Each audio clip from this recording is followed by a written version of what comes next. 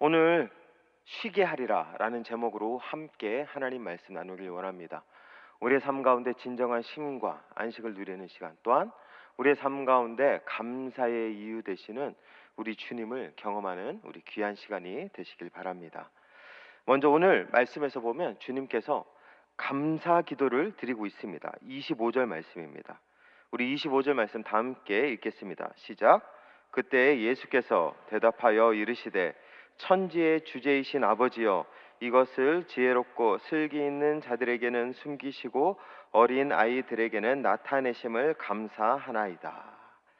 예, 주님이 지금 감사하고 있습니다. 주님, 내가 뭔가 주님의 뜻을 알게 되었습니다. 뭔가 주님의 비밀을 알게 되었습니다. 그런 뭔가 그 마음에 감격이 넘쳐나며 주님 앞에 감사하고 있는 것입니다. 그런데 보면 그때에 감사하고 있는 것이죠. 그럼 이때는 언제를 말하는 것일까요? 앞선 24절, 23절, 22절 이 말씀에서 보면 사실 연결이 잘 그렇게 자연스럽게 되지는 않습니다. 왜냐하면 앞선 말씀의 사건은 바로 주님이 지금 화를 내고 있는 사건입니다.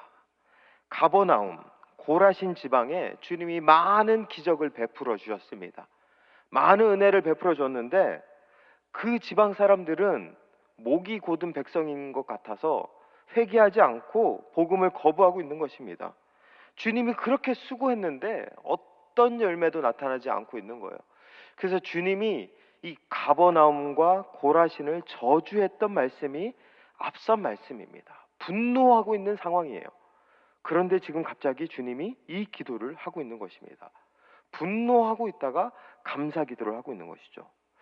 이 평행 본문인 누가복음 10장 21절에서는 이때 주님의 감정도 이렇게 표현하고 있습니다. 누가복음 10장 21절, 제가 노란색 글씨만 읽어드리겠습니다. 그때 예수께서 성령으로 기뻐하시며 이르시되 라고 고백하고 있죠. 주님이 지금 어떻게 하고 있죠? 기뻐하고 있습니다. 좀 전까지는 막 분노하며 화를 내시다가 저주하시다가 갑자기 기뻐하며 감사 기도를 드리고 있는 것입니다. 갑자기 주님이 좀 무서워지는 것 같습니다. 왜 화를 내시다가 또 이렇게 좋아하시면서 감사를 하고 있는 것일까요? 그 이유는 바로 지금 주님은 이 상황 가운데 하나님의 응답을 보았기 때문에 그렇습니다. 26절 말씀이죠. 26절 말씀 우리 다 함께 한 목소리 읽겠습니다. 시작. 올소이다. 이렇게 된 것이 아버지의 뜻이니이다. 아멘. 주님은 가버나움과 고라신의 자신의 그 복음, 은혜의 그 모든 것들을 거부하고 있는 그 목이 곧은 백성의 모습을 보면서 분노하셨지만 그럼에도 불구하고 거기에서 하나님 아버지의 뜻임을 발견하게 된 것입니다. 27절에서도 주님은 이 모든 것이 하나님 아버지께서 나에게 주신 상황이라고 고백하고 있습니다. 27절 말씀을 제가 세번역 성경으로 한번 읽어드리겠습니다. 세번역 성경으로 내 아버지께서 모든 것을 내게 맡겨 주셨습니다. 아버지밖에는 아들을 아는 이가 없으며 아들과 또 아들이 계시하여 주려고 하는 사람밖에는 아버지를 아는 이가 없습니다. 주님은 지금 이 상황이 나에게 맡겨주신 상황이라 고백하고 있는 것입니다. 이 상황이 하나님 아버지의 뜻이고 이 상황이 하나님이 나에게 맡겨주신 상황이었기에 열매가 없어도 자신의 복음을 거부해도 상황이 답답해도 어떻게 할 수 있는 것이죠? 감사할 수 있는 것입니다. 오늘은 맥주 감사 주일입니다. 우리가 하나님 앞에 감사할 수 있는 이유가 무엇일까요?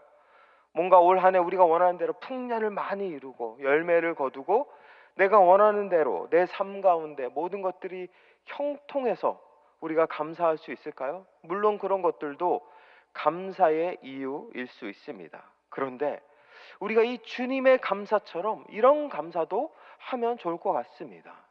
지금 내 삶에 여전히 어려움이 있고 부족함이 있습니다.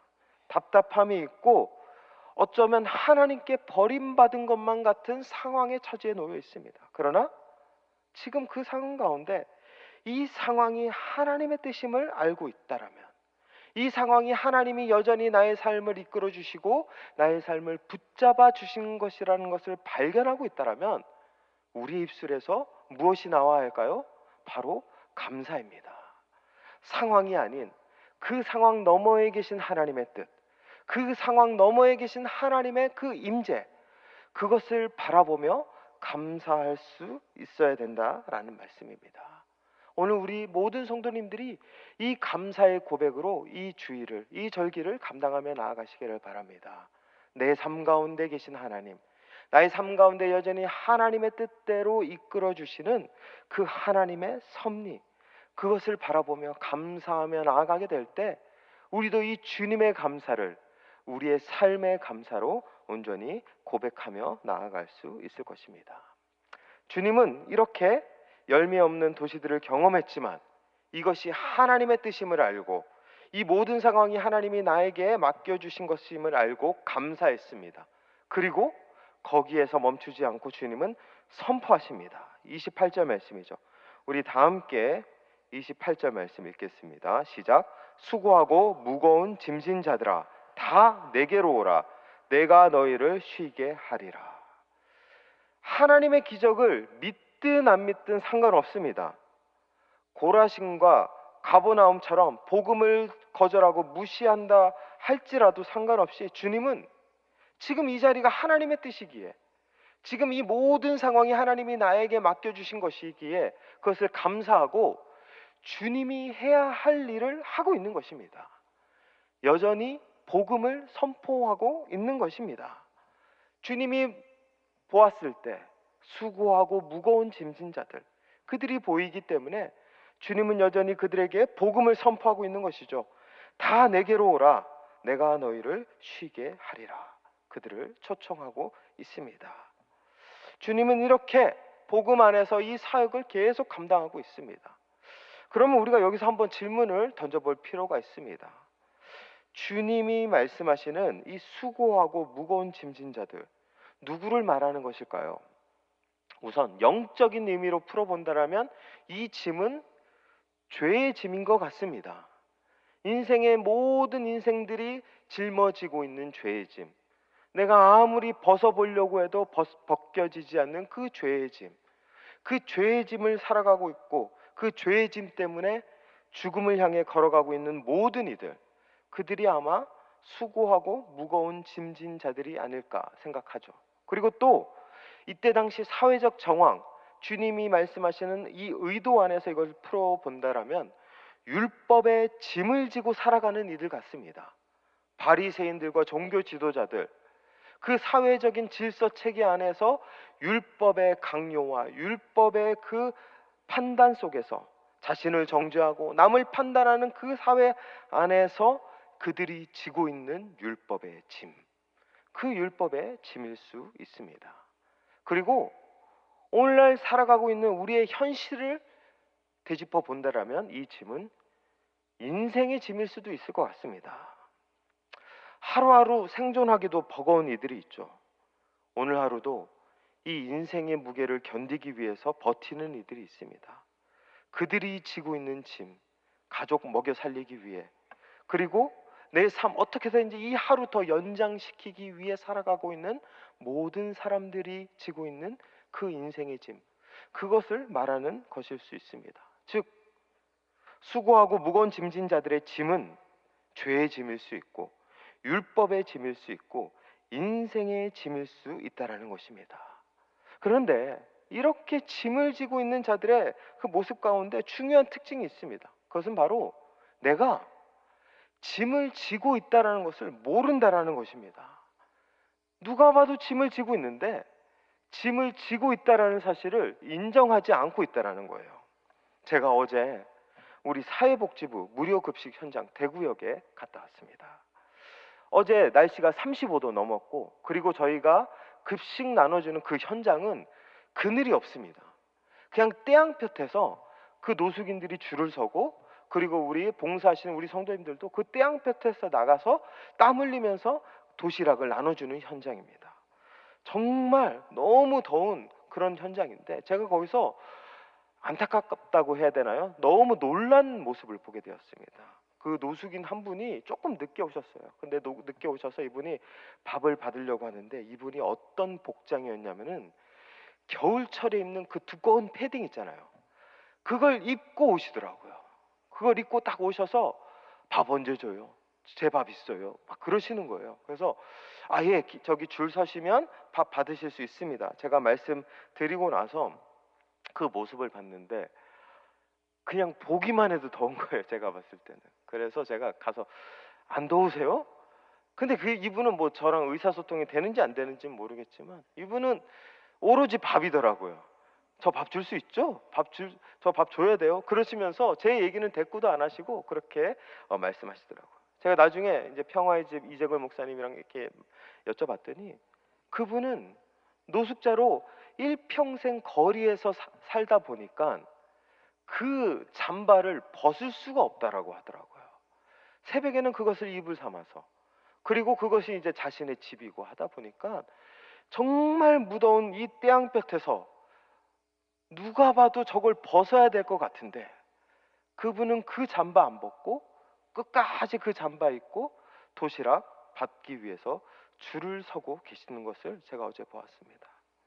제가 그 모습 보면서 이걸 깨달았어요. 야, 저게 어쩌면 주님이 보았을 때 수고하고 무거운 짐진 자들의 모습이 아닌가라는 생각을 하게 되었습니다. 우리의 삶 가운데 당연하게 생각하며 짊어지고 있는 모든 짐들이 있죠. 아까 말씀드렸던 죄의 짐들, 율법의 짐들, 인생의 짐들. 처음에는 이 짐이 버겁고 힘들겠지만 사실 우리도 어떻죠? 익숙하다 보니까 그냥 그 짐이 내 일생 평생에 함께 살아가다 보니까 어느 순간 우리는 그 짐이 내 등에 있는지도 모른 채 익숙하게 그렇게 살아가고 있는지도 모른다라는 것입니다. 그런데 주님 눈에 보았을 때는 그것이 어떻게 보였을까요? 어쩌면 주님 눈에 봤을 때 그것은 제가 어제 보았던 그 노숙자의 모습처럼 주님이 우리를 보는 것은 아닌가라는 생각을 하게 되었습니다.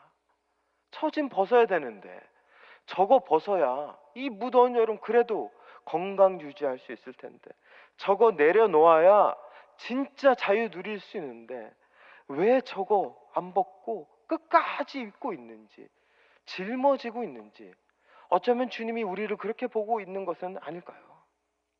저는 어제 그 노숙자의 그 모습이 우리의 삶 가운데 우리가 절대 포기하지 못하는 그 짐, 세상의 짐이든 인생의 짐이든 그 어떠한 짐이든 그 짐을 지고 살아가고 있는 우리들의 모습이 아닐까라는 생각을 하고 있게 되는 것입니다. 주님은 이런 자들을 위해 오셨습니다. 주님은 이런 우리에게 오셨습니다. 너무 익숙해서 이젠 짐처럼 여기지도 않고 일평생 짊어지고 살아가고 있는 모든 수고하는 인생들에게 오셔서 지금 내가 너희를 쉬게 해 주시겠다. 그 짐 내려놓게 해 주시겠다 말씀하고 있는 것입니다.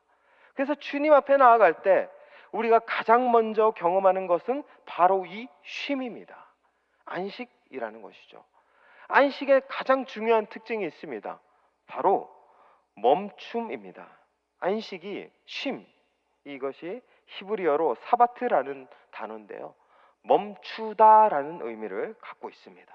주님이 그렇게 짐을 지고 있는지도 모르고 살아가고 있는 이들을 쉬게 하여 주시겠다. 그 말은 즉 멈추게 해 주시겠다 말씀하고 있는 것입니다. 왜 그런지 아십니까? 멈춰야 사람은 돌아볼 수 있습니다. 뛰어가고 걷다 보면 사실 할 수 없는 게 있습니다. 뭐죠? 뒤돌아보는 것입니다. 뛰다가 걷다가 뒤돌아보면 어떻게 되죠? 넘어집니다. 앞을 못 보고 부딪힐 수 있습니다. 뒤돌아보기 위해서는 반드시 멈춰야 합니다. 지금 주님이 우리에게 쉬게 해 주시겠다 말씀하는 가장 중요한 이유는 우리를 멈추게 하기 위해서입니다. 멈추게 해서 어떻게 하시려고요? 뒤돌아보게 하기 위해서.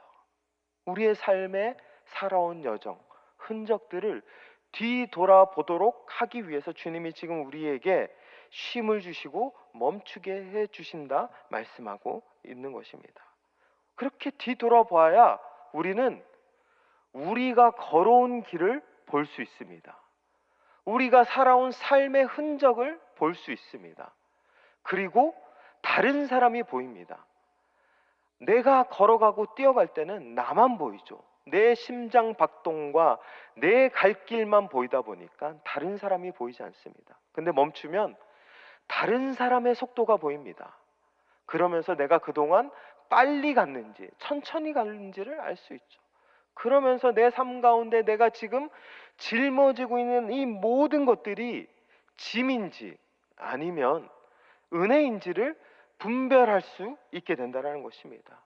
지금 주님은 그렇게 우리가 쉬게 해서 멈추게 해서 우리의 삶을 뒤돌아보고 우리의 삶의 그 걸어온 여정을 다시 한번 되짚어 보면서 내 삶의 짐이 무엇인지 깨닫게 해주시는 것입니다. 그리고 그것을 주님은 주님에게 맡기라 말씀하고 있는 것입니다.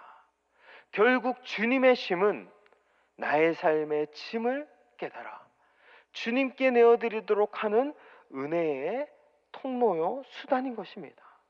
그래서 우리가 먼저 주님 앞에 나아가게 될 때 먼저 해야 될 것은 멈추는 것입니다. 이 안식일도 사실 멈추는 것입니다. 우리는 멈추어서 주님이 내 삶 가운데 어떠한 삶을 은혜를 주셨는지, 그리고 내가 그 은혜대로 살고 있는지, 혹여나 쓸데없는 짐, 이 한여름의 두꺼운 잠바를 내가 또 입으려고 찾고 있지는 않은지 점검하게 해주시는 것입니다. 그리고 그것을 다시금 벗어 주님께 맡기도록 하기 위해서 우리에게 쉼을 주시는 것이죠. 오늘 우리가 이 쉼을 누리시길 바랍니다. 그래서 내려놓아야 될 것, 버려야 할 것은 과감히 버리시고 주님께 맡기고 주님께 의지하며 나아가는 우리 모든 성도님들 되시길 바랍니다.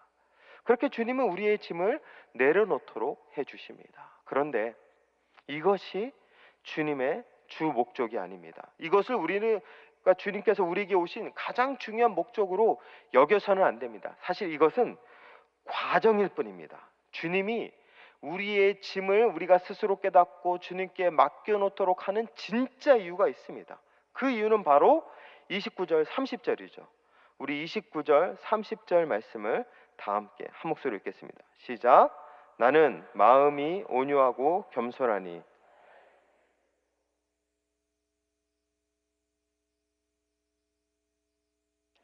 이는 내 멍에는 쉽고 내 짐은 가벼움이라 하시니라. 아멘. 주님이 우리의 짐을 내려놓고 그렇게 우리가 쉬게 하신 가장 중요한 이유는 쉼에서 멈추는 것이 아닙니다. 무엇을 지라고 하죠? 나의 멍에를 베고 배우라 말씀하고 있습니다. 주님이 네 짐, 너의 멍에 매지 말고 내 멍에 메고 가라. 내 멍에가 쉽고 가벼우니까 이 멍에 메고 살아야 된다. 그래, 그것이 내가 너에게 온 목적이고 이것이 복음이다. 주님이 말씀하고 있습니다. 그렇기 때문에 우리가 이 쉼의 자리 가운데서 우리의 짐을 내려놓고 나서 해야 될 것은 바로 주님의 멍에를 메야 되는 것입니다. 우리 성도님들은 오늘 이 시간 주님의 멍에를 메고 계십니까? 저는 이 주님의 멍에가 무엇인가, 정말 쉽고 가벼운가 이렇게 고민을 해봤습니다. 그런데 아무리 이게 봐도 동의가 안 되는 거예요. 왜냐하면 주님의 멍에는 성경에서도 나와 있고 우리가 살아가는 이 삶의 현장에서도 그렇고 결코 가벼운 멍에가 아니기 때문에 그렇습니다. 사실 주님께서 마태복음 5장부터 8장까지 나오는 새로운 율법의 기준을 말씀하셨죠. 이전에 율법의 짐이 아닌 주님은 하나님 나라의 율법을 우리에게 제시해 주셨습니다. 근데 그 율법이 더 가벼운가요? 아닙니다. 음욕을 품은 자마다 이미 마음에 간음하였다. 그렇게 주님은 우리의 그 모든 간음죄의 기준을 높여주셨습니다. 또 내 오른편 뺨을 치거든 왼편도 돌려대라 말씀하셨습니다. 또 원수도 사랑하라 말씀하셨습니다. 내 겉옷을 주면 내 속옷도 아니죠. 죄송합니다. 오리를 가고자 하면 십리를 같이 가라. 주님께서 말씀하고 있는 것입니다. 즉 우리가 감당해야 될 율법의 기준이 더 어렵고 힘든 것입니다. 차라리 저는 이전 율법이 더 나은 것 같습니다. 이전 율법은 뭐죠? 동해보상법입니다. 눈에는 눈, 이에는 이. 원수가 너를 공격하면 너도 똑같이 공격해라. 갚아주어라. 사실 이게 더 마음이 편합니다. 그런데 주님은 뭐라고 말씀하시죠? 원수도 사랑하라 말씀하고 있는 것입니다. 주님의 멍에가 더 쉬워 보이나요? 저는 더 쉬워 보이지 않고 더 무거워 보입니다. 그래서 마태복음 5장 20절에는 이렇게 말씀하고 있습니다. 내가 너희에게 이르노니 너희 의가 서기관과 바리새인보다 더 낫지 못하면 결코 천국에 들어가지 못하리라. 우리의 의가 서기관, 바리새인보다 더 나을 뿐만 아니라 더 높아야 된다라고 주님은 말씀하고 있는 것 같습니다. 성경의 기준을 뒤로하고 우리의 삶의 자리도 마찬가지입니다. 교회를 섬기는 것, 오늘 교회를 열심히 섬기고 잠을 참아가시며 이 예배를 드리는 우리 성도님들께 제가 한번 질문 드리겠습니다.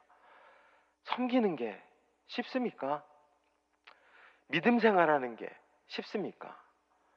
차라리 세상에서는 집, 직장 그 두 개만 감당하면 되잖아요. 욕도 집에서 욕먹고 세상에서 욕먹고 두 번만 욕먹으면 되잖아요. 우리는 세 번 욕먹어야 됩니다. 집에서, 세상에서, 교회에서. 우리는 안 먹어도 되는 욕을 또 먹어야 되고, 그걸 내가 자발적으로 남들은 쉬는 이 시간, 이 장소에 와서 그렇게 수고하고 있습니다. 교회 섬기는 게 쉬운 것 같지는 않습니다. 주님이 분명히 주님의 멍에가 가볍다고 하고 주님의 멍에가 낮다고 하는데 동의가 되지 않는 것 같습니다. 오히려 너무 협착하고 가기 힘든 좁은 문인 것처럼 보인다라는 것입니다. 그런데 주님은 왜 자신의 멍에가 쉽고 가볍다, 내 멍에를 메라 말씀하고 있는 것일까요? 저는 그래서 주님의 멍에는 뭔지 묵상하기 시작했습니다. 여러분들, 주님의 멍에는 뭐죠? 사실 주님의 멍에는 십자가입니다. 주님의 멍에인 십자가는 우리가 봐도 주님도 스스로 인정했듯이 결코 쉬운 멍에는 아니었습니다. 아니, 어쩌면 주님은 이 멍에를 피하고 싶어서 겟세마네 동산에서 땀이 피가 될 때까지 기도하며 이 멍에를 나에게서 떠나게 해달라, 나에게서 비껴가게 해달라, 주님은 그렇게 기도하시기까지 하셨습니다. 사실 주님의 멍에였던 십자가는 결코 쉬운 멍에가 아니었습니다. 그런데 주님은 이 멍에를 감당하셨죠. 주님은 이 십자가를 감당하셨습니다. 왜 그랬을까요? 그 이유는 단 한 가지죠. 십자가가 힘들고 고난의 길이지만 이 십자가의 끝에 부활이 있다라는 것을 알고 있었기 때문에 그렇습니다. 십자가가 내가 감당할 수 없는 그 너무 힘든 자리지만 그 십자가를 지나야 부활이 있고 구원이 있고 생명이 있다라는 사실을 주님은 알고 있었습니다. 즉, 해답을 알고 나니, 그 끝이 무엇인지 알고 나니 주님은 감당할 수 있었던 것입니다. 주님은 그래서 그 십자가를 짊어지셨고, 처음에는 무겁고 부담스럽고 가기 힘든 길이었지만 결국 그 끝에 주님이 바라봤던 대로, 주님이 보았던 그 믿음대로 부활이고 생명이고 구원을 주님께서는 얻으실 수 있었던 것입니다. 주님이 우리에게 말씀하신 멍에가 바로 이 멍에입니다. 지금 당장은 너무 힘들어 보입니다. 내가 이거 어떻게 매라고요? 내가 왜 3번 욕먹어야 됩니까? 세상 사람들처럼 나도 2번 욕먹고 살고 싶습니다. 내가 왜 원수를 사랑해야 합니까? 오른편 뺨 맞았는데 왜 왼편 뺨 돌려대야 합니까? 말도 안 되고 이해도 안 되는 상황일 수 있습니다. 그러나 이 상황을 감당할 수 있는 단 한 가지 이유는 이 길 끝에 그 종착점이 생명이기 때문에 그렇습니다. 이 길 끝에 답이 우리의 구원이고 부활이고 은혜이기 때문에 우리는 이것을 감당할 수 있는 것입니다.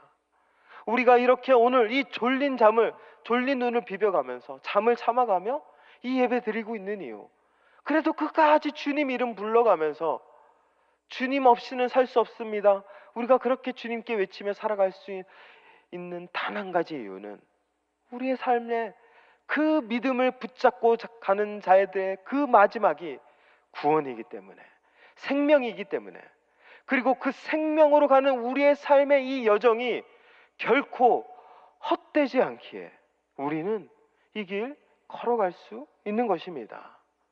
그렇기 때문에 주님의 멍에는 우리에게 생명을 주는 멍에입니다. 구원을 주는 명예입니다. 세상이 주는 멍에는 아무리 가벼워 보이고 좋아 보이고 행복해 보인다 할지라도 그 멍에의 끝은 무엇이죠? 죽음뿐입니다. 그 멍에의 끝은 아무것도 없습니다. 한 줌의 재로 남겨지는 것이 세상의 멍에죠.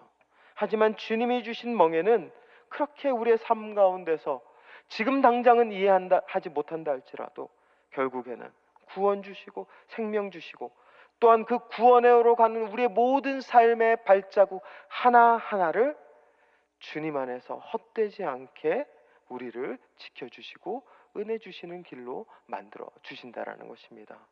우리가 그렇기 때문에 이 멍에 맬 수 있는 것입니다. 내가 가는 이 길 헛되지 않기에, 내가 가는 이 길의 끝에 구원이 있기에, 생명이 있기에 우리는 이 길 끝까지 걸어갈 수 있는 것입니다. 그리고 우리의 삶의 여정 가운데 이 멍에 맬 수 있는 이유는 주님이 먼저 가셨고 그리고 그 먼저 가신 주님이 다시 우리와 함께 이 길 걸어가고 있기 때문에 그렇습니다.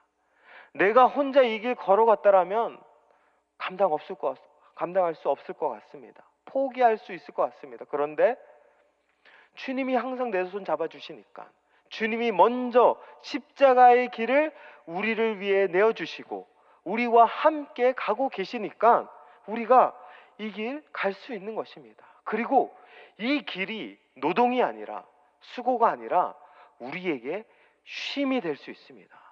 여러분, 진정한 쉼은 어디에서 오냐면은 내가 무엇을 하느냐에 쉼이 있는 것이 아닙니다. 진정한 쉼은 내가 누구와 함께 하느냐입니다. 무엇을 하는지에 따라서 쉼이 결정되는 것이 아니라 누구와 함께 있느냐를 통해서 우리의 쉼이 결정된다는 것입니다. 저에게 쉼은 사실 저희 가족들입니다. 제가 퇴근하고 집에 딱 가잖아요. 딱 가면 우리 토끼 같은 우리 세 자녀가 저를 보면 아빠 보고 싶었어. 아빠 얼마나 힘들었어. 더운데 고생했지. 이리 와. 내가 안마해줄게. 다리 주물러줄게. 우리 아빠 최고. 아빠 힘내세요. 이렇게 하지 않아요. 우리 애들은 제가 들어와도 아빠 왔다 그러면 대꾸 한 번 안 합니다. 다 지 핸드폰 보고 있고 게임하고 있고. 그래서 제가 야 아빠 왔다니까 응 섭섭하죠. 근데 전 그래도 상관없습니다. 진짜 상관없습니다. 조금 아실 때도 있는데 그래도 괜찮습니다. 왜 그런지 아십니까? 그냥 내가 사랑하는 가족 내가 볼 수 있으니까. 내가 사랑하는 이 내가 함께 손잡을 수 있고 내가 안아줄 수 있고 내가 그 사랑하는 이와 함께 밥 먹을 수 있으니까 그 자리가 나에게 쉼이 되고 행복이 되고 은혜가 되는 것입니다. 주님이 우리의 삶 가운데 진정한 쉼을 줄 수 있는 이유는 우리가 사랑하는 그 주님이 우리가 걸어가는 이 십자가의 길을 끝까지 함께 해주시기 때문입니다. 그렇기 때문에 내가 사랑하는 주님의 손이 내 안에 항상 잡혀져 있고 내 삶에 항상 있기 때문에 우리는 오늘도 감사할 수 있고 감당할 수 있고 걸어갈 수 있는 것입니다. 우리 모든 성도님들 이렇게 주님과 함께 쉼을 누리고 주님의 멍에를 지고 그 멍에의 끝이 생명임을 구원임을 깨달아 그렇게 이 길 걸어가는 모든 성도님들 되시길 바랍니다. 그렇게 우리의 삶 살아가게 될 때 우리의 삶 가운데 하나님이 주시는 쉼과 은혜로 승리하게 될 줄 믿습니다. 오늘 이 말씀을 기억하면서 우리 함께 기도하며 나가겠습니다. 기도하겠습니다. 하나님, 우리가 하나님의 뜻 안에 살아가는 자 되게 하여 주시옵소서. 그리고 하나님의 쉼 안에 누리는 자 되게 하여 주시옵소서. 우리의 삶에 버려야 될 것들이 있다라면 버리게 하여 주시고, 우리의 삶에 내려놓아야 될 것들이 있다라면 내려놓게 하여 주시고, 그저 주님이 주신 멍에 붙잡고 그 멍에 매고 그 멍의 끝이 구원임을 깨닫고 그 멍의 끝이 은혜임을 깨닫고 이 길 걸어갈 수 있도록 주님 역사하여 주시옵소서. 주님, 우리가 결코 혼자 가는 길이 아닙니다. 주님이 우리의 손 잡아 주십니다. 주님이 우리와 함께 하십니다. 내가 주님 때문에 쉼을 얻고 이 길 걸어갈 수 있사오니 언제나 우리와 동행하여 주시옵소서. 온전히 주님께서 함께해 주실 것을 믿으며 예수 그리스도 이름으로 기도드립니다.